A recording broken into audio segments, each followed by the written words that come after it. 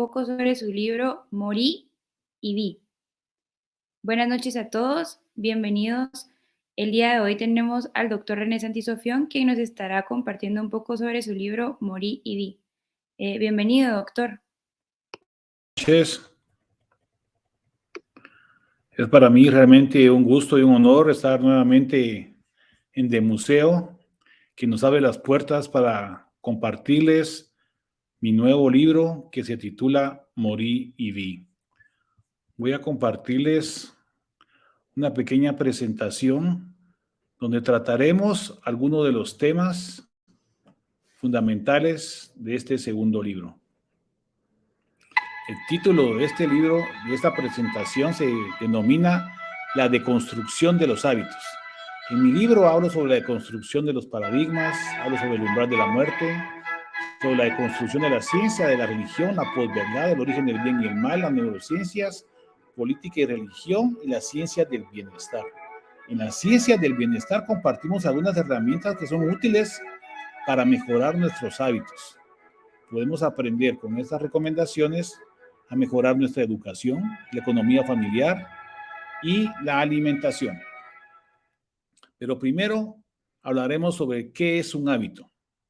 Un hábito, según la Real Academia de la Lengua Española, es un modo especial de proceder o conducirse adquirido por la repetición de actos iguales o semejantes, u originado por tendencias instintivas. Este análisis de los hábitos los vamos a hacer a través de la deconstrucción y la dialéctica. ¿Qué es la deconstrucción? Para Jacques Derrida, en su libro Salvo el nombre, es la posibilidad de lo imposible. ¿Cómo lo interpreto yo? Puede ser la posibilidad de la experiencia de Dios o de la divinidad, la experiencia de la muerte, la experiencia de la conciencia o sencillamente la posibilidad de lo imposible de cambiar nuestros propios hábitos, que es nuestro tema de hoy en la noche para compartirles mi libro. Y para eso utilizaremos la dialéctica. ¿Qué es la dialéctica? Prácticamente analizar qué son los hábitos desde la perspectiva religiosa, filosófica, científica, artística incluso. Prácticamente es un restaurar nuestros paradigmas, cuestionándolos y abriéndonos hacia diferentes perspectivas que nos pueden enseñar más de lo que nosotros creemos saber. ¿Qué es un hábito? Cuando tuve el accidente de aviación me querían amputar unos dedos. Y los colegas me dijeron que si no me los amputaban, que no iba a poder caminar, ni jugar fútbol, ni correr, ni nada. ¿Y qué fue lo que hice? Comenzar a caminar, comenzar a correr, comenzar a jugar fútbol. Crear un hábito en mi cabeza porque quería volver a hacer lo que yo hacía antes del accidente. A veces, cuando uno tiene una lesión, como yo me fracturé la mano cuando era cirujano general, comencé a escribir con la mano izquierda.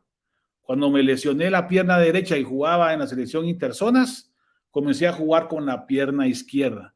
Y eso desarrolla nuestras habilidades cognitivas y desarrolla nuestro cerebro. Un ejemplo interesante es el de Károly Takács. Károly Takács fue un húngaro que ganó una medalla olímpica con disparo con una arma de fuego, una pistola. Como era soldado, le estalló una granada en la mano. Entonces, ¿qué fue lo que él hizo? Comenzó a disparar con la mano izquierda, hasta que ganó nuevamente la medalla olímpica con la mano izquierda. Eso se llama neuroplasticidad cerebral a través de un hábito en el cual trabajamos, nos esforzamos y seguimos adelante para poder aprender. A mí también me partieron el corazón, pero no me lo partieron por amor en ese sentido, en ese momento. Me lo partieron textualmente con una sierra. Partieron mi esternón en dos, sacaron mi corazón, lo paralizaron y pusieron dos arterias de la pierna para poder restaurar mis habilidades. Fue cuando sufrí del infarto.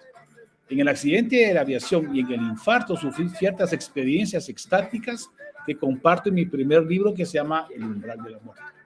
Pero lo que quiero compartirles hoy de nuevo es que después de los 6 meses, a los 6 meses del infarto, tuve un sueño estático, una hierofanía, en la cual creía entender que casi todas las verdades humanas son imperfectas, son moldeables, tienen aspectos positivos y negativos. Solo Dios, que creemos en Dios, es la verdad absoluta. El resto de verdades son parciales, son temporales con aspectos positivos, negativos, buenos y malos. Entonces, para poder comprobar eso, comencé a leer. Cuando tuve el infarto, cuando regresé el primer día a mi casa, que quería dormir en el segundo piso donde estaba mi habitación, me tardé 2 horas caminando un paso, una grada por vez, tomando aire porque me sentía como que hubiera corrido una maratón con cada grada. Mi hijo me comenta que me vio y se puso a llorar tras la puerta. Eso me motivó a seguir adelante y comenzar a caminar pasito a pasito. Caminaba tan despacio que me tardaba media hora en llegar al baño. Y así comencé. Hasta que comencé a utilizar la caminadora y como caminaba tan despacio comencé a leer para poder entretenerme en algo. Y ese tipo de hábito persistió hasta el día de hoy, en el cual leo 1 hora diaria en una caminadora. Una caminadora donde la mayoría de las personas no pueden leer. De alguna forma habilité mi cerebro para poder leer 1 hora diaria de filosofía, de ciencia o de religión.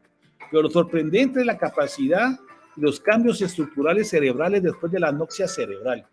¿Qué fue lo que me pasó en el cerebro? No sé. Básicamente un resetear el cerebro para conectar nuevas áreas y comenzar a leer cosas que antes no leía. Leo filosofía, leo religión, leo ciencias, leo física, leo matemáticas. Ahora me pusieron a leer bioestadística, que sí me cuesta un poquito, pero estamos tratando de aprender. ¿Qué es un hábito? Un hábito es el lenguaje. Ustedes saben que aprendemos un idioma desde que estamos en el útero materno, luego pasamos a crecer los primeros meses de vida, desarrollamos el lenguaje. El lenguaje se queda como hábitos en nuestro cerebro, como circuitos, engranajes cerebrales que se llaman engramas, y conforme lo estamos compartiendo y utilizando, se van grabando. Después comenzamos a hablar como en esa oportunidad en la cual usamos más nuestro inconsciente, buscando toda la información del lenguaje, y lo sacamos a luz con nuestra parte racional un poco apagada. Por eso a veces uno se puede confundir o puede decir cosas que puedan ofender, porque no estamos conscientes de cada palabra. Estamos conscientes de cada palabra cuando aprendemos un idioma. Comenzamos a habilitarnos en el aprendizaje del idioma y después lo usamos de forma natural, hasta soñamos en el idioma que estamos aprendiendo. Pero mientras no tengamos eso todo guardado en el bagaje cultural, en el disco duro del cerebro, eso no lo podemos utilizar. Cuando se vuelve un hábito, ya podemos hablar. Entonces, hablar es un hábito. Escribir es un hábito. Lo que vestimos, cuando estamos de moda, es un hábito cultural. Antes el pantalón acampanado, después el pantalón largo, después el pantalón corto, ahora el pantalón roto. Son modos y culturas y modas de la forma de vestir. No digamos lo que comemos es cultural. Yo he comido con los colegas y algunos amigos que son de otros lados, he comido gusanos, he comido saltamontes, he comido ranas, he comido ratas, pero son culturas. Sencillamente nos acostumbramos a comer cierto tipo de alimentos de acuerdo a nuestro ámbito cultural. Durante la Segunda Guerra Mundial en Estados Unidos disminuyó la cantidad de ingesta de carne porque a toda la mandaban a la guerra a Europa. Entonces, ¿qué hicieron? Agarrar las vísceras, agarrar los huesos, agarrar los cartílagos, hicieron carnes de hamburguesa, empezaron a regar por todos lados y todo el mundo se acostumbró a comer carne de vísceras y otras cosas. Entonces, lo que comemos también es un hábito. Lo que pensamos, tanto en religión como en filosofía y con las ciencias, la forma en que pensamos y nuestros paradigmas están condicionados a nuestra cultura, a nuestra forma de hablar y entender. El lenguaje de un arquitecto es diferente al lenguaje de un abogado, es diferente al lenguaje técnico de un médico. Entonces también son hábitos que se van formando en nuestro cerebro. No digamos la bicicleta, manejar un carro o jugar un deporte. Comenzamos racionalmente a manejar el carro, pensando cada movimiento. Después ese hábito se queda en nuestra cabeza y ahora vamos manejando, platicando, no nos damos ni cuenta a qué hora llegamos a la casa porque ya está en nuestro inconsciente y el inconsciente de forma automática maneja el carro hasta que llegamos a la casa. Eso es un hábito también. Entonces yo les pregunto, ¿qué de estas actividades hacemos al día? Casi todo. El 98%, algunos científicos comentan que es parte del inconsciente en la vida diaria. Otros dicen que el 95%. Pero sea, lo que les puedo comentar es que el inconsciente siempre está ahí. Porque es lo que nos mantiene vivos. Cuando estamos dormidos, nuestro inconsciente está trabajando, nos mantiene con la presión arterial, la frecuencia cardíaca, la temperatura y todo lo que construye nuestro instrumental automático del cerebro para sobrevivir, siempre está encendido. Lo que hacemos es que a veces prendemos la parte racional y trabaja más el cerebro. Pero el cerebro lo que trata es de no trabajar racionalmente mucho tiempo porque se gasta mucha energía. ¿Por qué guarda energía el cerebro? porque la podemos utilizar para salir corriendo de un mamut o la podemos utilizar para salir corriendo de un tigre de dientes de sable. Entonces el cerebro sabiamente guarda energía para cuando la vamos a necesitar en el futuro. Eso es lo que deberíamos hacer con la economía también. Entonces, la gula y la lujuria también es un hábito, lo mismo que la soberbia, la avaricia, la ira, la envidia y la pereza son hábitos. El amor es un hábito. ¿Qué dice Garcilaso de la Vega? Amor, un hábito vestí. Amor, un hábito vestí, el cual de vuestro paño fue cortado, al vestir ancho fue, más apretado, y estrecho cuando estuvo sobre mí. Después, acá, de lo que consentí, tal arrepentimiento me ha tomado, que pruebo alguna vez de congojado, a romper esto que en yo me metí. Mas, ¿quién podrá de este hábito librarse, teniendo tanta contraria a su natura, que con él ha venido a conformarse? Si alguna parte queda por ventura de mi razón, por mí no osa mostrarse, que en tal contradicción no está segura. ¿Es el amor un hábito? Puede ser un hábito. Podemos estar enamorados bajo un hábito. Escuchen esta melodía. ¿Qué les recuerda? Cierren los ojos. Imagínense el olor acoroso, el incienso, el pino, las flores y las frutas. Ese recuerdo, esa imaginación es un hábito, un reflejo condicionado que nos trae a la memoria lo que hacemos en Semana Santa los católicos que vamos a la antigua Guatemala. Como dice el dicho, la religión no es solamente tradición, es acción. Hay que perdonar al enemigo para ser cristiano. Como dice el Papa, no a una fe que solo vive de ritos y de repeticiones. Necesitamos acciones como perdonar al enemigo. ¿Usted perdona al enemigo? ¿Qué dice la ciencia de los hábitos? Iván Petrovich Pavlov en 1906, un año después de que el año de la iluminación de Einstein nos trajo toda la teoría de la relatividad, Iván Petrovich con su grupo pudieron desarrollar lo que conocemos hoy como un reflejo condicionado, que son los fundamentos racionales científicos de los hábitos. ¿Qué fue lo que hizo Iván? Tocaba una campanita y el perro venía y comía. Tocaba la campanita, el perro salivaba y comía. Y así lo hizo 200 veces. Después tocaba la campanita y el perro salivaba aunque no hubiera comida. Entonces, ¿qué es eso? Es una señal, la campanita, que produce un reflejo condicionado, que es la salivación del perro, porque el perro quiere algo productivo, algo benéfico, que le produzca placer, y ese placer es la comida, pero más que la comida es la dopamina que está en el cerebro. Entonces tenemos la señal, el hábito y la recompensa. La recompensa es la comida, la recompensa es la dopamina. 100 años después, la doctora Gabriel y sus compañeros hicieron un estudio muy interesante. Agarraron una rata, como están viendo aquí, y le provocaban un sonido, y ese sonido le permitía a la rata avanzar hacia un chocolate. Después de 250 veces se dieron cuenta que la rata tenía un circuito cerebral que se llama engrama. Y luego de un tiempo se habituó y bajó la cantidad de energía cerebral y la rata siempre seguía buscando el chocolate. Lo interesante es que pudieron desarrollar un reflejo condicionado de Pavlov en una rata, provocando una señal que era un clic, provocando una recompensa que era el chocolate y provocando un hábito o una rutina que era el caminar por el laberinto hacia el chocolate. Este tipo de respuesta de engrama cerebral es un hábito animal, y ese hábito animal se pudo medir y comprobar efectivamente que los engramas cerebrales o las conexiones venían una y otra vez repetitivamente hasta que se quedaban ahí guardadas para siempre. Por eso ahora nosotros queremos montar una bicicleta y como ya aprendimos y usamos nuestra parte racional, ese engrama está en nuestro cerebro y podemos reactivarlo nuevamente. Por eso es que es tan difícil cambiar los hábitos, porque los hábitos se quedan guardados ahí y se quedan guardados para siempre, generalmente. Entonces pueden surgir y salir a luz en ocasiones, aunque sea de forma intuitiva o inconsciente. Es por eso que ahora podemos manejar bicicleta, podemos manejar carros en automático, con el sistema automático, por el sistema por default, se llama en neurociencias. Pero ¿cómo se forma el hábito? Para poder entenderlo, debemos recordar que existen 86,000 millones de neuronas en el cerebro, no 100,000 como dice la mayoría. Estas 86,000 millones de neuronas se conectan con 20,000 conexiones sinápticas cada neurona, que son las células del cerebro. Son más de 200,000 millones de conexiones. Y cada conexión significa una cosa que pensamos o hacemos. Y conforme lo estamos usando a cada rato, la conexión se va quedando guardado ahí. Y eso forma los conectomas, forman los hábitos, forman los engramas. En el cerebro hay conexiones como cableado de un lugar a otro del cerebro, los cuales se activan en unas áreas cerebrales al mismo tiempo, simultáneamente, para hacer una cosa. Otras áreas cerebrales al mismo tiempo para hacer otra cosa. Y una por cada pensamiento que tenemos. Entonces, imagínense los millones de información que hay en el cerebro. Prácticamente la teoría de Edelman y Tononi de la matemática se queda atrás con lo que estamos hablando.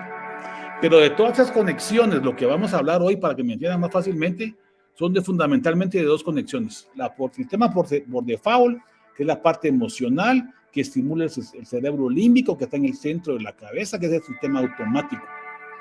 Y el cerebro y el sistema orientado a tareas o el sistema racional, que es el que está localizado en el lóbulo frontal, preferentemente, aunque como les comenté, hay conexiones en todos lados, pero preferentemente en el lóbulo frontal, la parte racional, y en el sistema límbico dentro de la cabeza, el sistema reptiliano, o el sistema que nos mantiene vivos, o el sistema de las emociones.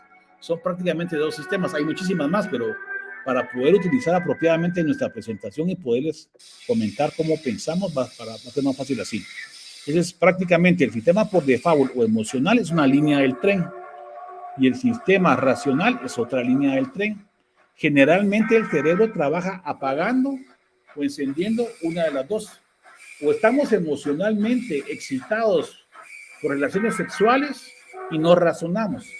Estamos excitados emocionalmente por drogas, alcohol o otras cosas y no razonamos. Y cuando razonamos apagamos las emociones. Por eso se enciende uno y se apaga otro. Entonces debemos de razonar cuando queramos contestar. Nunca respondan con emoción prendida, con el sistema por default activo, porque muchas veces las partes y cosas que van a decir y hacer están en contra de la razón. Por eso a veces nos casamos y nos damos cuenta de lo que hicimos, emocionados a un futuro racionalmente pensando. Pero generalmente tenemos buenos resultados y buenas experiencias. Aunque como todo en la vida, como les decía al principio, hay paradigmas buenos y paradigmas malos que nos pueden llevar a otra solución. Entonces, la parte consciente, el sistema orientado a tareas o la parte racional de la activación del conectoma, se utiliza únicamente en el 5% de las actividades diarias, como les decía. Y el 95% siempre está activo. Es nuestro sistema automático que nos mantiene vivos con una temperatura adecuada, respirando adecuadamente, con nuestra presión y nuestra frecuencia cardíaca como debe de estar. Y ese tipo de información guarda toda la información que va llegando por nuestros 5 sentidos, son 6. El ojo, el oído, el olfato, la boca, el tacto, el gusto y el sistema propioceptivo, que son los músculos y la tensión muscular. Esa información está llegando a nuestro cerebro, dormidos, despiertos o como estemos. Ya estemos conscientes, ¿verdad? Estemos en un estado de alerta. Y esa información llega a nuestro inconsciente y se queda guardada ahí. Esa información llega a nuestro inconsciente y nos hace comprar cosas que están de moda sin darnos cuenta. Esa información que llega en la noche cuando estamos viendo televisión y estamos entre dormidos y despiertos, se queda guardada en el cerebro y vamos a tomar una bebida, a comer una comida, porque esa información se quedó guardada en nuestro cerebro cuando vamos manejando y miramos pantallas por todos lados en la carretera. Eso se queda guardado en nuestro inconsciente. Entonces, por eso es bueno leer a Freud y a Jung y a toda la escuela de la psicología cognitiva conductual. Pero John Bargh, que hizo un libro muy bueno que se los recomiendo, que se llama ¿Por qué hacemos lo que hacemos?, detalla el poder del inconsciente desde el punto de vista de las neurociencias y nos demuestra la capacidad y el poder que tiene este tipo de inconsciente. Por ejemplo, el doctor Ramachandran hizo una investigación muy interesante donde las personas que estaban amputadas tenían un dolor en el muñón, pues cuando se los cortaron generalmente les quedó dolor. Entonces lo que hizo él fue poner al individuo en una imagen, o sea, pone un espejo y pone la mano que está en su lugar y él mira a la imagen del lado derecho como que fuera su mano derecha, pero su mano derecha está amputada. Pero el cerebro, como solo recibe información por el inconsciente, relaja la musculatura y el paciente se alivia del dolor, aunque no sea racional.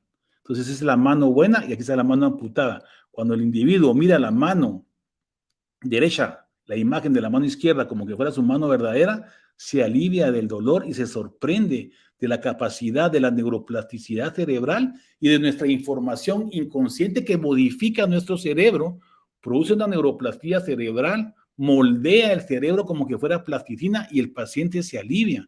Esa es la información inconsciente que afecta a nuestro cerebro, estemos o no estemos conscientes de la racionalidad de nuestros actos. Por eso cuando van a ponerse la vacuna, ahora que se pongan la vacuna, pueden utilizar una cosa que se llama shot blocker. Lo que hace es estimular la parte alrededor de la vacuna con sensación táctil, sensación de tacto, de que estamos tocando ahí. Entonces esa información se va al cerebro y el cerebro se enfoca en la sensación sensorial y no le hace caso al pinchazo. Entonces duele menos. Entonces eso es lo que usan los pediatras ahora para poner inyecciones. ¿Por qué creen que cuando uno se soba se le quita más rápido el dolor? Porque están distrayendo la información del cerebro para que se enfoque en sobar el brazo y no en el dolor per se. Entonces, si les van a poner una vacuna la próxima vez que le pongan la vacuna de COVID, díganles que hagan un pequeño pellizco así en el brazo. Entonces, la mente se enfoca en el pellizco y ya no les va a doler el pinchazo. O si quieren toser durante el pinchazo, sucede lo mismo. El cerebro se enfoca en el bulbo, que es el centro de la tos, y no hace caso al dolor. Eso se llama neuroplasticidad cerebral. Eso se llama enfoque o distracción de la mente humana, como le quieran llamar. Pero este tipo de neuromodulación es lo que puede explicar el por qué los hábitos nos pueden ayudar a modificar nuestras conductas.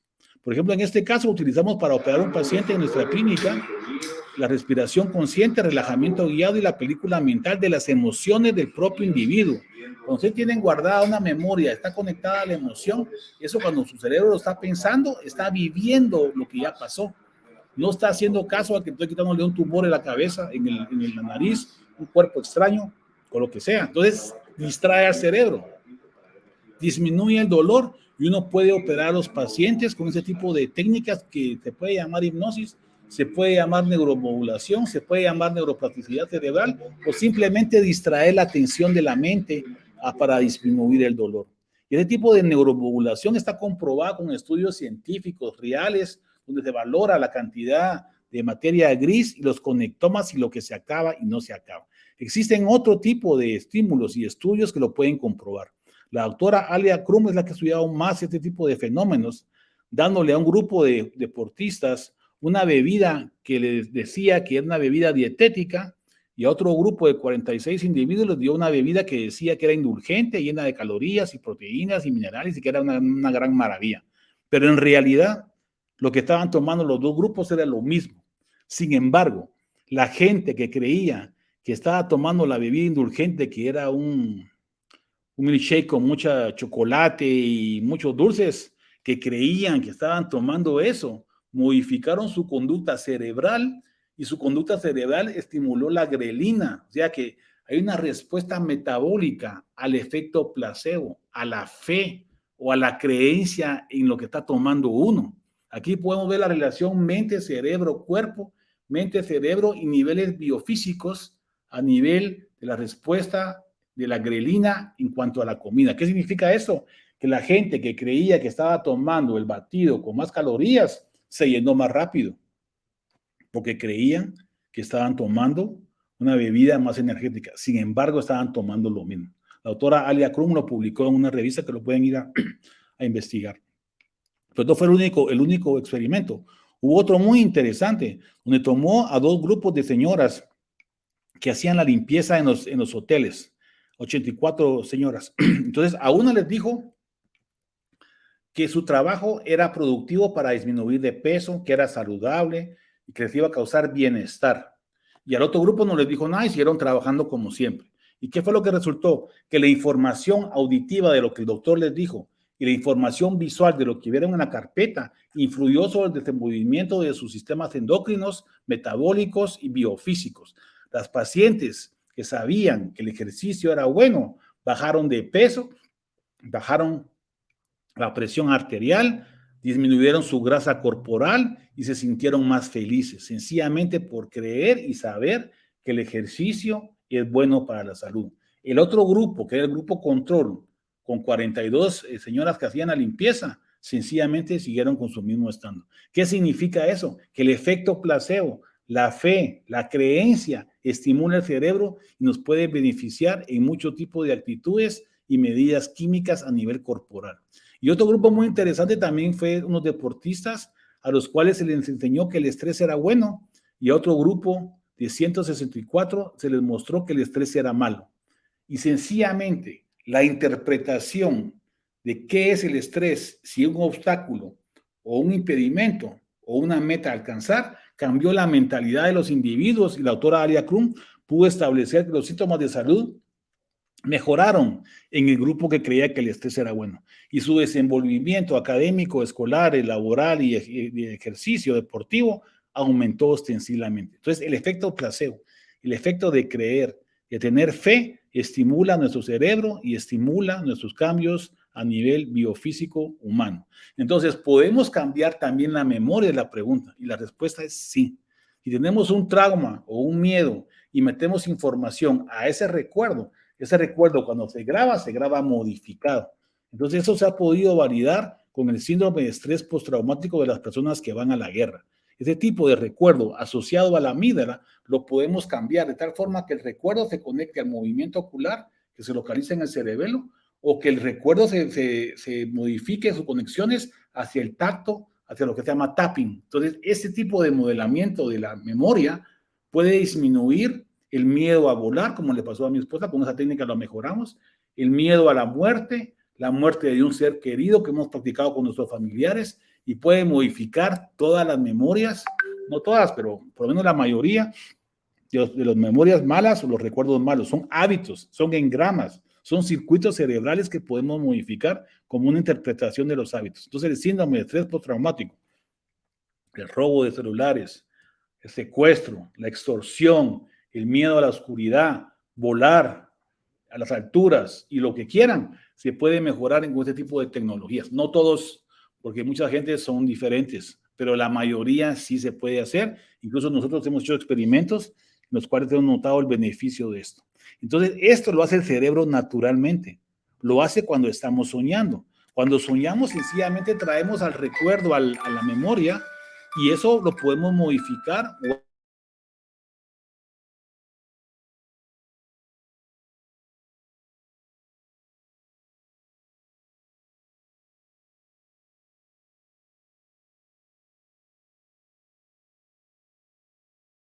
profundo. Hay un periodo de movimiento ocular en el cual el cerebro graba el recuerdo con el movimiento ocular. Entonces, en el día, si yo traigo un mal recuerdo y muevo los ojos, estoy grabando sobre el recuerdo el movimiento ocular, como que fuera una cinta magnetofónica de antes. Entonces, podemos cambiar los recuerdos, podemos modificarlos. Y según algunos estudios físicos, en el futuro, todavía no, los vamos a poder guardar. Ahora podemos decodificar lo que está soñando un paciente.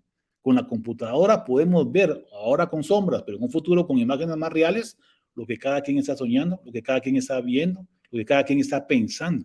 Es increíble. Aquí les dejo las referencias, como va a quedar grabado, la pueden ir a leer. Y no solo eso, ahora podemos apagar y encender memorias en ratones. A través de la optogenética hacemos que el ratón se recuerde cuando le mandamos luz que tiene miedo y se paraliza, miren.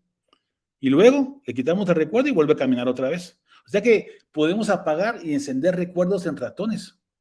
Vamos a poder apagar y encender recuerdos en humanos.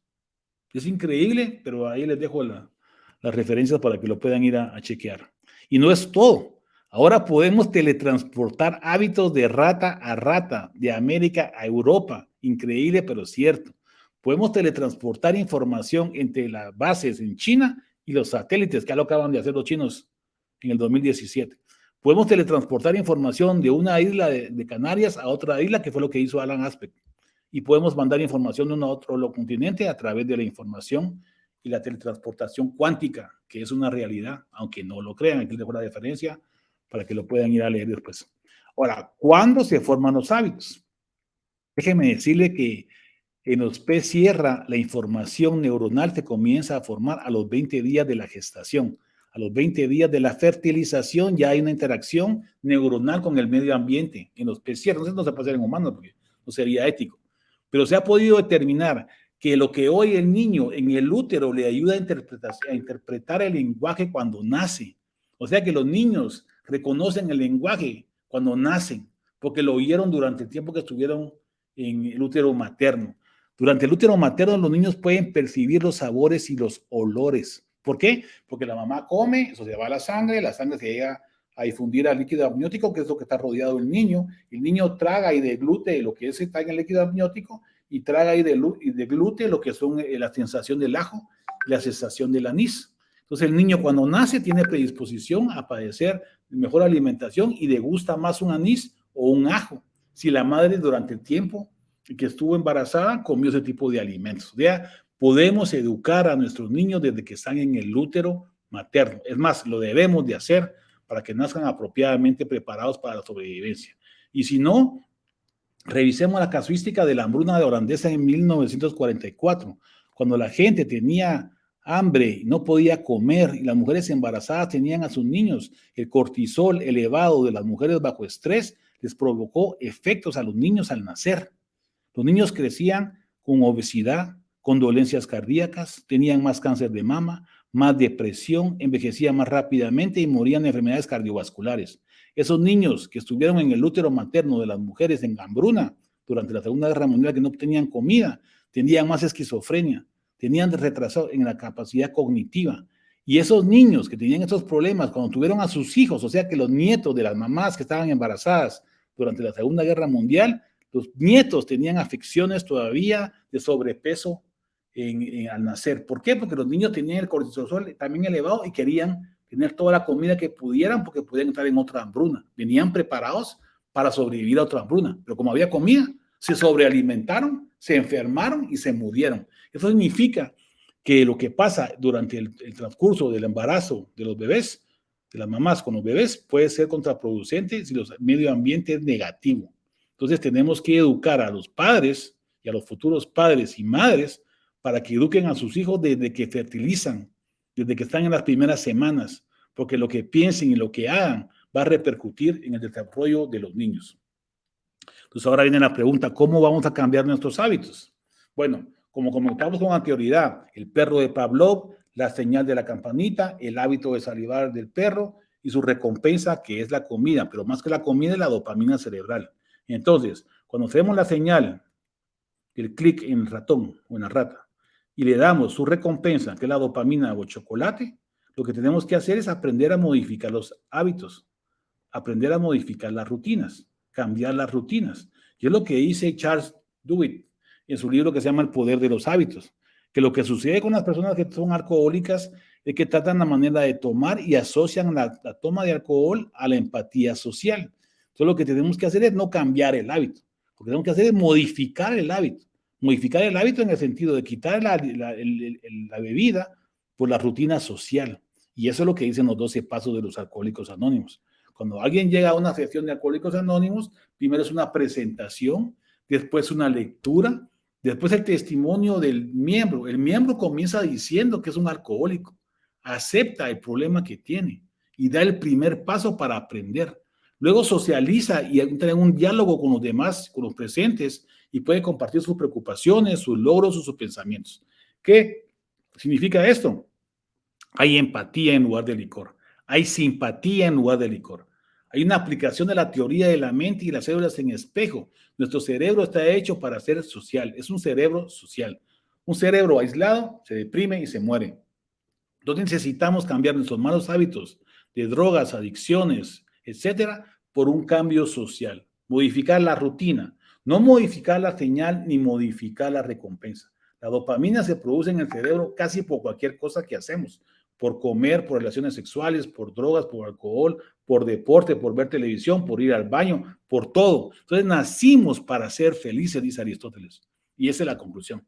Tenemos que aprender a usar nuestro cerebro para poder sacarle la mejor productividad para ser más felices y más sanos. Escuchen ese sonido. Los pacientes que tienen aprendizaje musical desde que nacen modifican su cerebro. Es una neuroplastía, lo remodelan. Como decía Ramón y Cajal hace más de 100 años, cualquier hombre si quiere, y cualquier hombre puede, y si quiere, puede esculpir su propio cerebro. Y hoy lo estamos comprobando. Las investigaciones de la doctora Maguire en Inglaterra demostraron que los taxistas que usaban más su cerebro para recordar las calles hipertrofiaron el hipocampo, que es el centro cerebral de la memoria. El cerebro es como un músculo que si lo usamos lo podemos moldear, lo podemos modificar y cambiar nuestros propios hábitos. El cerebro se modifica con el sonido. El cerebro se modifica con el aprendizaje de las lenguas. Si ustedes quieren tener un cerebro sano y no quieren tener Alzheimer cuando sean grandes, sométanlo a criterios, a cambios de conducta, a cambios de caminos, usar la otra mano, utilizar otro lenguaje, aprender otros idiomas, someterlo a cuestionamientos y a modificaciones constantes para que no se queden con un cerebro atrófico. El cerebro es como plasticina y lo podemos mejorar. Y la ciencia lo ha comprobado una y mil veces. Así comenzamos a entender cómo podemos adoctrinar a un soldado para que vaya a matar a su semejante. Así aprendemos a entender cómo podemos llevar a un atleta a ser supercampeón de las Olimpiadas. Así comenzamos a entender cómo un dirigente político puede llevar a una nación a la guerra, como lo hizo Hitler. Así comenzamos a entender cómo se pueden vender las religiones, las políticas, las ciencias. Podemos utilizar la distracción de la mente para operar cráneos, como está haciendo este doctor con hipnosis durante la cirugía craneal en Francia. O sea, la neuromodulación es capaz de modificar nuestras vidas si lo queremos hacer. Como comenta Judith en su libro, Michael Phelps ganó y rompió el récord mundial de natación en una olimpiada en Canadá y le entró agua al ojo. No podía ver, pero como él había adoctrinado su mente y te había habituado a nadar incluso con los ojos cerrados, rompió el récord olímpico y ganó las competencias. Ese individuo dormía y se acostaba a dormir pensando en cómo nadar mejor. Si ustedes quieren modificar su cerebro, si ustedes quieren respuestas para preguntas existenciales, si ustedes quieren respuestas económicas, políticas, religiosas, acuéstense pensando en lo que quieran dormir, lo que quieran soñar, lo que quieran aprender. Y su cerebro en automático les va a buscar las mejores respuestas y las posibles alternativas de solución. Por eso el cerebro es lo que lo hace inconscientemente durante el sueño. Trae todos los recuerdos más emotivos de la última semana, el último día, último mes o último año, los ordena, busca soluciones y alternativas para cuando a ustedes les toque la próxima vez hacer eso. El cerebro ya les va a dar opciones para que puedan accionar en automático, con el inconsciente. Por eso cuando hablamos estamos usando toda la información que tenemos desde que estamos en el útero materno. Toda la información se queda guardada en una forma u otra ahí, en el disco duro del cerebro. Y eso lo podemos utilizar de forma intuitiva. Por eso muchas veces es bueno seguir los instintos. Cuando nosotros tuvimos el accidente de aviación, si no tuvimos unas 5 o 6 avisos de no subirnos a la avioneta, no tuvimos ni uno. Si hubiéramos seguido los instintos, no nos hubiéramos subido a la avioneta. Entonces, esa intuición, ese sexto sentido de las madres, háganles caso, porque tiene un fundamento racional. Y recordémonos que todos somos humanos y la interrelación entre lo que es el entrenamiento y la razón y la emoción pueden hacer sucumbir a un atleta olímpico como Simone Biles. Hace poco me preguntaron si podíamos enseñar a nuestros niños más razón y menos emoción, pero les digo que sí. En este estudio, la prueba de malvavisco de Walter Mischel, se puede demostrar que los niños se les ofrece un bombón y si se esperan un rato, les van a dar 2 bombones. Los niños que se esperaron por los 2 bombones después de 10 minutos o 15 minutos fueron más exitosos después de 40 años. Esos niños los siguieron durante 40 años y se dieron cuenta que tenían matrimonios más sólidos, tenían mejores relaciones con la familia, eran más exitosos, tenían más dinero y tenían más de todo. Pero eso no se queda solo así. Nosotros podemos cambiar los hábitos del niño, los podemos modificar, les podemos moldear su cerebro para que sean exitosos. Un niño que te come el bombón ahí no está condenado a ser un fracasado toda su vida. Puede cambiar de niño, puede cambiar de joven, puede cambiar de adulto. Porque entre más años pasan es más difícil, pero se puede hacer. Entonces les recomiendo el libro de Facundo Manes y María Roca, que es una forma de entenderlo, pero lo podemos hacer. Y un proyecto que se llama el Abecedarian Project demostró eso. Niños de la década de los 70 se les comenzó a estimular al momento de nacer a través del cuidado parenteral o de amigos o de cuidadores o de vecinos o la tía, el abuelo, el primo, el que sea, alimentándolos bien, promoviendo el lenguaje y enseñándoles y utilizándoles el juego para estimular su aprendizaje. Hace poco salió este estudio de control de estos primeros niños de hace 40 años y demostró efectivamente que la estructura cerebral, aquí se los puse, fue modificada e hipertrofia algunas áreas cerebrales en beneficio de las relaciones y éxito de los individuos. Entonces tenemos que enseñar a nuestros niños desde que nacen y antes de nacer. Los 4 elementos que recomiendan el proyecto abecedario son prioridad del lenguaje, la lectura conversacional, los juegos del aprendizaje y el cuidado enriquecido. Entonces, sí podemos modificar los hábitos. ¿Y qué herramienta les traigo hoy para que podamos compartir y mejorar? Los estudios de Carol Dweck a nivel científico han demostrado que existen básicamente dos tipos de mentalidades. La mentalidad de crecimiento es aquella mentalidad en que el fracaso es una oportunidad. Es aquella mentalidad en la cual la crítica puede ser constructiva. Los retos me ayudan a crecer. Puedo aprender y hacer lo que quiera a la hora que quiera, cuando yo quiera. Mi esfuerzo y actitudes determinan mis habilidades. Me gusta probar cosas nuevas. El éxito de los demás me inspira. Esa es la mentalidad de crecimiento, lo que deberíamos de hacer todos.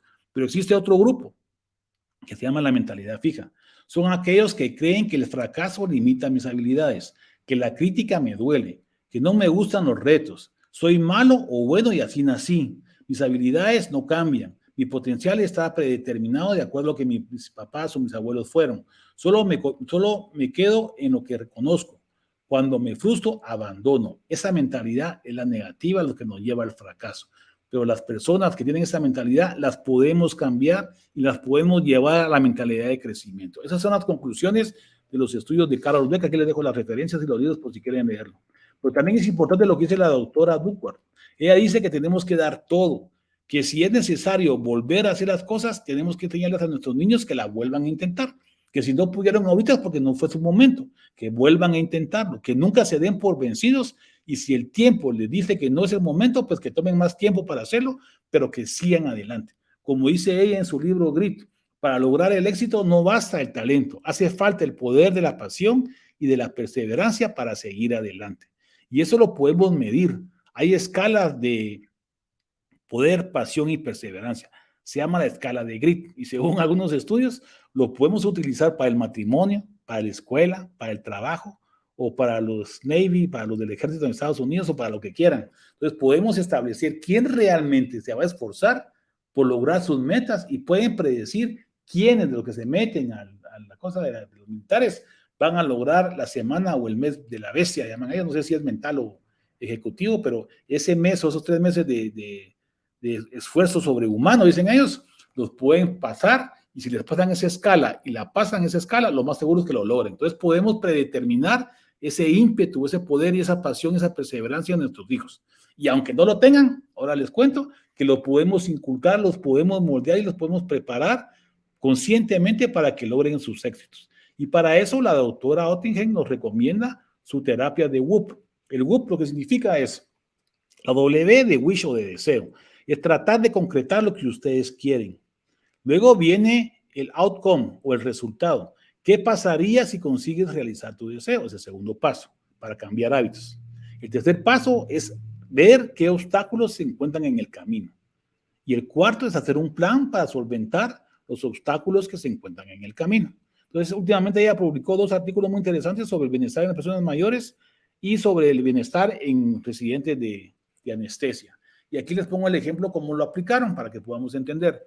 El wish es desear. Entonces, esto como era para residentes que estudiaban anestesia y manejo de enfermedades, ellos decían, bueno, yo lo que quiero es aprender a manejar la sepsis. Eso es lo que yo deseo. ¿Cómo me veo al llegar a mi meta? Es el outcome.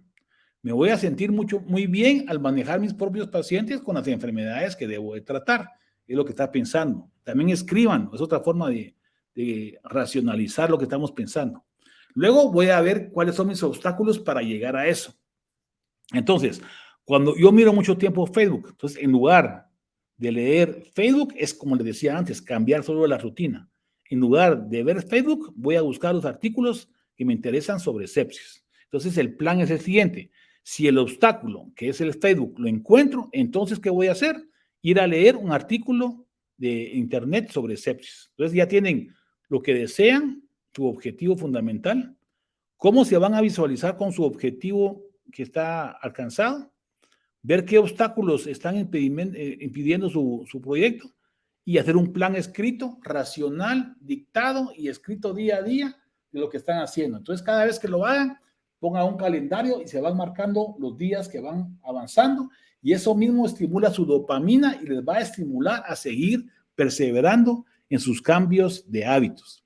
Entonces, los hábitos económicos son sustancialmente estudiados por el doctor Daniel Kahneman en su libro Pensar rápido y pensar despacio, que lo que dice las neurociencias, que actuamos la mayor parte de las veces en cuanto a economía y desde el punto de vista irracional. Por eso que los pánicos de la bolsa de valores, la crisis de 2008 y la tulipomanía en el siglo XVII, era la ambición humana lo que llevó a la catástrofe. Son nuestras emociones las que dictan los ejes y manejes de la economía, no es la razón. Nos dejamos guiar por la emoción en economía, en política, en religión, en comida, en dinero, en el deporte, en todo. Entonces tenemos que aprender a utilizar esos instintos naturales automáticos. En este ejemplo, los doctores Olds y Milner hicieron un estudio en una rata a la cual adoctrinaron, entre comillas, con estímulos cerebrales para secretar dopamina cada vez que apachaba una palanca. Entonces llegó a tal extremo que la rata solo llegaba a apachar la palanca y dejó de comer y de beber y se murió. Eso es lo que puede pasar cuando la gente, en lugar de dopamina o secretar dopamina en lugar de una palanquita, buscan el dinero, buscan la comida, buscan el ocio, buscan el juego. Los ludópatas son aquellos que se encargan de manejar las maquinitas y sacar mucho dinero en eso. Nos puede llevar al fracaso, porque cada vez que bajan la maquinita se estimula el cerebro y lo modifica, lo habitúa a tal grado que se modifica el cerebro. Entonces, ¿qué es lo que tenemos que hacer? Utilizar nuestro instinto animal para beneficio del bien común, que fue lo que sugiere Thaler en su libro que se llama Un pequeño empujón, un libro de economía, premio Nobel de Economía, os acabo de comentar. Él sugiere que, por ejemplo, pongamos moscas en los urinales. ¿Para qué? Porque nuestro instinto cazador humano, macho, animal, quiere cazar la mosca. Entonces, ¿qué hace? Cuando va a orinar, apunta la mosca y echa la orina en el migitorio. Entonces, ¿qué ganamos con eso? Que no se riegue la orina aquí abajo y que haya menos gastos en personal, en equipo y en dinero para limpiar los baños. Entonces, ¿qué fue lo que lograron estos individuos en Europa? Ahorrar dinero, miles de dólares y de euros en limpieza, al sencillamente poner una mosca en un urinal. La última vez que fui a Estados Unidos antes de la pandemia, ya vi que habían esas moscas en todos lados, en los centros comerciales, en colegios, escuelas, hospitales. Entonces, es una forma de aprovechar nuestro instinto animal. Lo mismo sucede en el subterráneo de Suecia, donde ellos pusieron unas gradas eléctricas a la par de unas gradas que sonaban. Entonces las gradas que sonaban eran como que fueran un piano. Entonces nos sacan el instinto juguetón de niños que todos tenemos. Y miren al viejito ahí subiendo las gradas, porque queremos jugar. Y sencillamente con este tipo de metodología ahorraron miles de dólares en energía, porque ya nadie usaba las gradas eléctricas, todos querían subir por las gradas del juego, le llamaron ellos. Entonces es una forma intuitiva de aprovechar nuestro instinto innato animal. Lo mismo sucede en en Europa, donde ellos dijeron a la gente que quería donar. Por ejemplo, antes se decía que los que querían donar tenían que dar una papelería, ¿verdad? Entonces todos tenían que ir a la papelería y nadie donaba. Entonces lo hicieron al revés. Todos vamos a donar ahora y el que no quiera donar tiene que ir a buscar la firma del presidente, del secretario, del ministro, del alcalde y llevarlo al hospital para registrarse. ¿Quién va a querer hacer eso? Nadie. Porque todos utilizamos nuestro cerebro como en forma de ahorrar energía. Entonces, ¿qué pasó? Todos donaron. Sencillamente, como nadie quería hacer todos los trámites, sencillamente, y a lo mejor doy mis órganos cuando me muera, y ya tú no tengo que hacer todos los trámites, y ganaron más donaciones, como pueden ver aquí en las barras azules. Y lo mismo sucedió en las escuelas de Londres y Estados Unidos, donde pusieron la comida buena a nivel de la altura de los ojos, y le pusieron marcas que decían que era deliciosa, crujiente, saludable, y que les iba a beneficiar en cuanto al gusto. Más que ser saludable, le ponían que eran ricas. Entonces subieron la cantidad de comida natural buena, digamos. Ese mismo sistema de paternalismo libertario se llama, lo usó Obama, lo usó Inglaterra, y increíblemente aquí en Guatemala, en ASAT, lo usaron. ¿Se acuerdan cuando dimos más tributo del que dábamos generalmente? Pues en esa época lo usaron con nosotros y todos estábamos dando más intuitivamente por la forma que lo habían hecho. Entonces, ese tipo de información lo usa el neuromarketing para vender más. Pero más que el neuromarketing, lo que deberíamos hacer es aprender y enseñar a comprar apropiadamente. Los detalles lo que hicieron fue estudiar cada individuo, los que llegaban al supermercado, y podían determinar quién estaba embarazado para poderles vender ropa de niños y eran los que más gastaban, pues. Entonces sus clientes eran los que estaban embarazados. ¿Y qué pasó? Que una vez un señor llegó a reclamar porque le habían mandado a su hija información de embarazo, y entonces que eso era contra la ley, no sé qué. Y después fueron a averiguar y la niña estaba embarazada. O sea que estos individuos de la target, a través de la información del internet y de Facebook y todo lo demás, podían determinar quién estaba embarazado. Y le mandaban información a sus redes sociales para que fuera a comprar, para que vean hasta qué punto ahora estamos siendo manipulados por la información. Todo lo que hay que hacer, saberlo. Y si ustedes lo saben, ya no les va a hacer efecto. Entonces, lo que importa ahora es hacer un taller. Pues estaba leyendo que estaban haciendo un taller sobre neuroventas en una librería, que no es de museo, por cierto, a quien agradezco mucho la oportunidad. Entonces, esos individuos están promoviendo la manipulación de la mente de los que compran, de los que venden. Nosotros tenemos que hacer un libro para que los que queremos comprar no caigamos en las trampas de los que nos quieren vender. Entonces, va a ser mi próximo libro. Cómo utilizar este tipo de información. Entonces, la razón y la emoción debemos de utilizarlos para ir en un sentido proactivo y saludable para nuestra mente. Podemos utilizar el neuromarketing para recomendar que no tomen bebidas edulcorantes, que tomen mejor agua. Es lo que hizo Ronaldo. Y es lo que debemos de hacer con los neuromarketing. No fomentar la obesidad, síndrome metabólico y la muerte y la destrucción del planeta. Debemos de motivar, salvar al planeta, porque no lo salvamos, se nos va a ir el agua. Y eso es lo que produjo en el neuromarketing cuando Ronaldo hizo esto. Fue perder 4,000 millones de dólares en la bolsa por el simple hecho de haber quitado esas botellas de ahí. Entonces, podemos usar el neuromarketing en aspectos positivos también. Lo debemos de utilizar. Entonces, a través de la técnica de la doctora Oettingen, podemos buscar nuestra propia felicidad. ¿Cuál es nuestro deseo? Ser felices. ¿Queremos cambiar nuestros hábitos financieros? Sí. Debemos de practicar mindfulness. ¿Cómo nos vamos a ver con lo que vamos a ahorrar? Escuchen el sonido. Imagínense que van volando en el avión ahorita a pasear a algún lado cuando baje un poquito el COVID. Eso lo van a poder lograr si ahorran. Eso es lo que trata la manera de decir la doctora Oettingen. Deseen y busquen lo que quieren. No tenemos de buscar la felicidad. La eudemonia es el bienestar. La ataraxia es la imperturbabilidad del alma. Y la eleutería es el simple propósito de poder elegir entre el bien y el mal, el justo medio, dice Aristóteles. Eso lo podemos lograr a través de pequeños objetivos cortos, a corto plazo, como son los objetivos financieros. ¿Por qué practicar mindfulness? No te lo voy a explicar por qué. Busquemos nuestro proyecto de vida y lo que queremos cada día. Nuestro obstáculo va a ser ir a comprar. Entonces, si ustedes leen los libros de neurociencia, se van a dar cuenta que lo podemos lograr racionalizando. Lo mismo podemos buscar la felicidad y cambiar nuestros hábitos alimenticios. Practiquen el mindfulness. Al pensar en lograr el mindfulness, vamos a cambiar nuestros hábitos de comer. Cambiemos la rutina. Si yo como mucho pan, no compro pan. O compro menos pan cada semana. Como como 10 panes, la próxima semana me comeré 9, la siguiente 8, la siguiente 10, hasta acabar cambiando el canasto de pan por el canasto de fruta. Eso se llama precisamente el cambio de rutinas. Y esas rutinas las podemos hacer a través de las técnicas de WOOP y los libros como Fluir, de Mihaly Csikszentmihalyi y La felicidad. Las recomendaciones de las neurociencias positivas, psicología positiva son las siguientes. La doctora Lubomirsky nos recomienda para tener hábitos saludables, expresar gratitud y aprecio, practicar la generosidad, esforzarse en pensar positivamente, aprender a perdonar, tomar conciencia de los momentos alegres, cultivar relaciones interpersonales, plantearse objetivos y perseguirlos activamente, practicar una religión si creen, meditar, pensar, reflexionar o practicar la espiritualidad si no creen, desarrollar una actividad física y hacer ejercicio. Y el doctor Facundo Manes nos dice que hay que evitar el sobrepeso comiendo sano, hacer ejercicio media hora diaria, dormir 8 horas porque eso nos produce bienestar, placer, satisfacción y beneficio de salud. El que no duerme sus 8 horas se va a enfermar. Combatir el estrés con meditación, hacer una vida social y espiritual y encarar los desafíos intelectuales a través de aprendizajes como el de otro idioma, estudiar violín o usar la otra mano o irnos por otra carretera diferente o por caminos diferentes. Como ven, la psicología positiva y las neurociencias están agarrando de la mano para fomentar la espiritualidad y la religión, aunque no lo crean.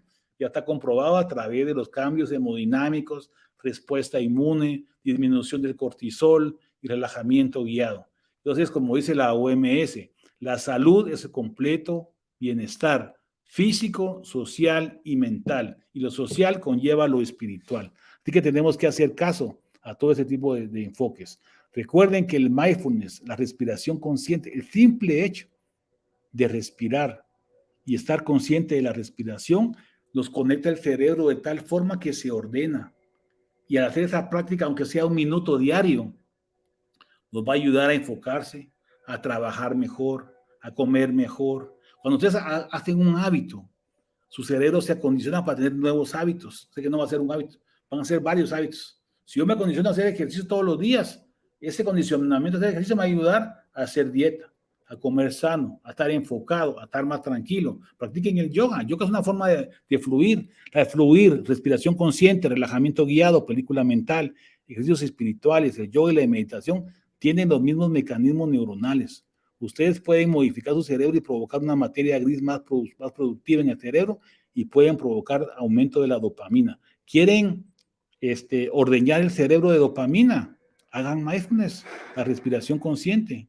Todas las terapias o muchas de las terapias psicológicas se fundamentan básicamente en eso, en un enfoque, en un cambio de la neuroplastía cerebral y en un engrama que se refuerza continuamente para repetir y repetir y promover la razón sobre la emoción, mejorando la memoria, mejorando la salud y el bienestar. Entonces lo debemos de hacer, ya no hay excusas. Cuando estuve en México, me acuerdo que mi deseo era regresar con mi diploma. Una vez le dije a alguien ahí que yo regresaba muerto con mi diploma. Es un objetivo que uno tiene que poner como meta. ¿Cómo me miraba yo cuando ya tuviera mi título de otorrino? Pues con éxito, con mi familia y con mi propio bienestar.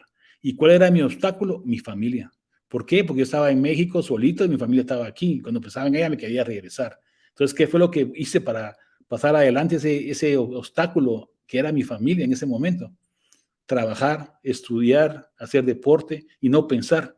Porque yo sabía que entre más pensara en eso, más me iba a costar terminar. Y al final, pues lo logré. Aquí estamos trabajando. Pues un ejemplo que les quiero compartir. También podemos cambiar los hábitos educativos. ¿Cómo? Pensando en hacer mindfulness, meditación, viéndonos con éxito y modificando la educación. ¿Cómo modificamos la educación? Promoviendo el pensamiento crítico. Les voy a recomendar que lean la epistemología de la ciencia, la filosofía de la ciencia, la epistemología. Adiós a la razón de Feyerabend, el tratado contra el método de Feyerabend, las estructuras de las revoluciones científicas de Kuhn, la historia de la ciencia de Lakatos, la gnotología de Robert Proctor, perdón, y la lógica de la investigación científica de Popper. Van a ver cómo lo que hemos hablado como un pensamiento crítico es precisamente eso. Ponerme a pensar que mis propios paradigmas, los que yo creo que son verdad, pueden tener una limitación. Acuérdense que todas las verdades humanas no son completamente verdaderas. Tienen sesgos, tienen aspectos positivos y negativos. Lo que yo soñé 6 meses después del infarto, hoy les puedo decir que es un sueño real, porque ya encontré evidencia suficiente como para demostrarles que todas las verdades humanas, excepto Dios, son imperfectas. Tienen aspectos positivos y negativos. Y tenemos que aprender de esas limitaciones de la racionalidad humana para seguir adelante y no sencillamente denigrar un tipo de conducta o de criterio. Y lo que dice Feyerabend, que lo único que se llama Adiós a la razón, es precisamente eso. Lo que dice Chomsky sobre la deseducación es precisamente eso, que todos los pensamientos físicos, matemáticos, científicos, filosóficos, son limitados por la razón humana. Y hay cosas que están más allá que tenemos que aprender algún día a entenderlos. Y si no lo queremos entender, no lo neguemos, porque la ausencia de evidencia no es la evidencia de la ausencia. O sea, que lo que no creamos que existe puede existir, y por eso lo que yo estoy investigando, lo que me pasó y buscando la racionalidad de verse desde arriba, de vivir la vida en un instante, de sentir una paz maravillosa, sentir una alegría y una felicidad inefable, porque se siente cuando uno se está muriendo y todos nos vamos a morir. Así que espero que cuando ustedes les llegue su momento, tengan esa capacidad de poder decir, bueno, sí, hay algo más después de la muerte. Entonces, la muerte no existe en su sentido cultural occidental. Entonces, los hábitos médicos también los podemos cambiar. En esta ocasión, le presentamos un caso a nuestros residentes en el cual, lamentablemente, en Inglaterra, un caso precisamente de cirugía otorrino falleció. ¿Por qué? Porque todos querían hacer más de lo que pensaban y actuaban. Entonces, los hábitos médicos muchas veces tienen que ser protocolizados para evitar comenzar a pensar de más. Por eso, cuando queremos tratar a un pariente o a un familiar médico, nosotros los médicos, es mejor que lo trate alguien más, porque muchas veces tenemos que actuar por hábitos. Esta paciente lamentablemente falló. Falló el tratamiento, falló la recuperación y falleció. Y luego de eso lo que hicieron los médicos fue crear protocolos porque da protocolos para no pensar tanto y actuar para salvar al paciente. Cosas como las que yo aprendí como cuando fui cirujano general, que por cierto hoy me conté con unos amigos que fuimos compañeros en el grupo de turno de R3, R2 y R1. Yo era el R2, Douglas era R1 y Estuardo era R3, y hoy son precisamente el director del hospital, el jefe del departamento de cirugía, y yo como jefe de otorrino y catedrático universitario. Todos aprendimos protocolos médicos y hábitos que nos pudieron ayudar a salvar vidas. Y no dejen nada por descartado. La doctora Kelly Turner, ya para terminar les cuento, hizo una investigación sobre más de 1,000 casos de cáncer terminal que lograron salir avante. ¿Y qué fue lo que encontró ella de sentido común a los hábitos que le salvaron la vida a estos pacientes? El cambio radical de la dieta, el dejarse guiar por la intuición, el asumir el control de la propia salud, el emplear plantas medicinales, el liberar emociones, el aumentar emociones positivas, el profundizar en la conexión espiritual, en el aceptar el apoyo social y tener motivos poderosos para vivir. Aquí les dejo las referencias para que lo puedan revisar. Y ya para terminar, quiero decirles a mis colegas médicos que realmente el no hacer daño no es suficiente. Tenemos que aprender lo que enseñó Epicuro a Meneceo en su fórmula del tetrafármaco, que significa 4 medicamentos, que básicamente son: habitúate a que Dios no castiga, habitúate a que la muerte no existe, habitúate a que el dolor pasa y habitúate a que el destino lo creas tú. Acompañar al enfermo en su tránsito a la vida o a la muerte es nuestra obligación como médicos. Así que no me queda más que agradecer y desearles que les haya sido productiva la presentación y aprendamos de este individuo que con más de 400 libras de peso logró disminuirlo hasta tener una vida feliz.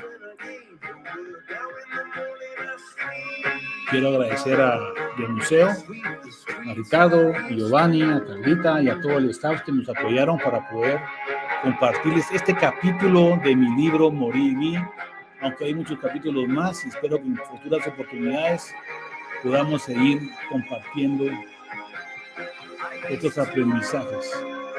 Les voy a pasar cómo fue bajando de peso progresivamente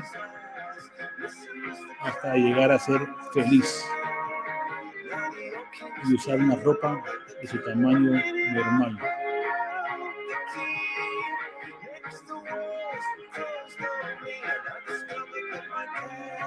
Si tienen preguntas, pueden escribir al chat, a la página de Facebook. Miren el entusiasmo, el ánimo y el seguimiento. Muchas gracias. Antioch y Pichín.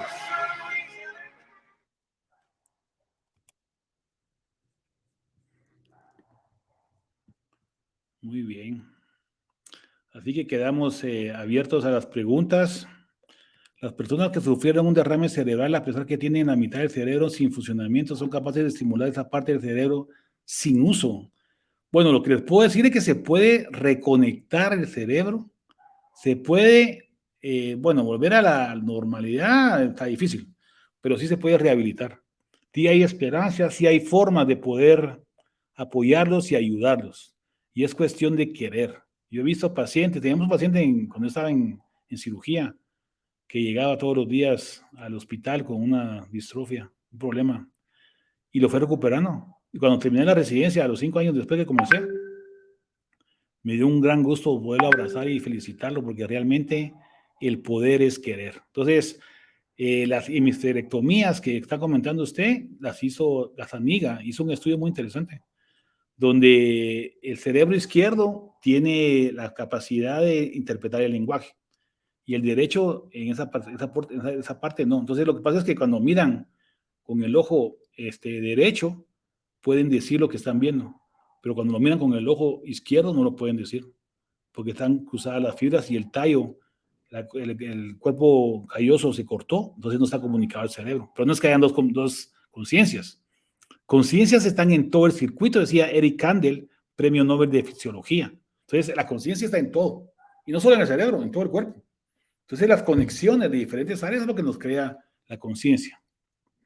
Y entonces las personas con derrame cerebral, yo pienso que sí, se está utilizando también lo que es la células madre y hasta te ha podido reconectar la médula con células madre. Entonces yo creo que sí es importante persistir, insistir, perdurar, esforzarse y seguir adelante. No sé si tienen alguna otra pregunta o comentario. Muchas gracias por sus felicitaciones. Saludos a Alejandro Bailey, a Carlita. Y si ustedes no tienen preguntas, pues las pueden ir dejando aquí y conforme vayamos leyéndolas, se las vamos a ir conectando, se las vamos a ir respondiendo. Quiero saludar a Rosalba, a Lorena, a Luis, muchas gracias por sus comentarios, a Ana, a Magalí, gracias por sus aplausos, a Luis, espero que les sirva a todos nuestros comentarios, nuestras investigaciones y que las pongan en práctica, porque de eso se trata. Nuestros libros, los dos, Desde el umbral de la muerte y Morí y Vi, están de museo, a quienes les agradezco mucho la oportunidad y les dejamos abierta la oportunidad para que puedan pasar por sus libros, se los podemos ir a autografiar, se comunican con nosotros y hacemos algún tipo de taller, algún tipo de apoyo o lo que ustedes deseen para poder seguir aprendiendo y enseñando. Así que si no tienen otro comentario, solo voy a revisar aquí si no hay alguna otra preguntita. Entonces quedamos ya listos para nuestra siguiente charla, nuestro siguiente conversatorio y esperamos que todos sigan mejorando. Gracias por sus comentarios, que son bastantes. Hay de varios lugares de Guatemala, también del extranjero. Gracias a Carlos, a Roberto, a José, a Mari, a Lucy y a todas las personas que están con nosotros. Así que muchas gracias, gracias al museo, gracias a ustedes por sus comentarios y esperamos vernos pronto. Muchas gracias, saludos y queda ahí guardada la transmisión para que puedan revisarla futuramente. Buenas noches, éxitos y sean felices. Adiós.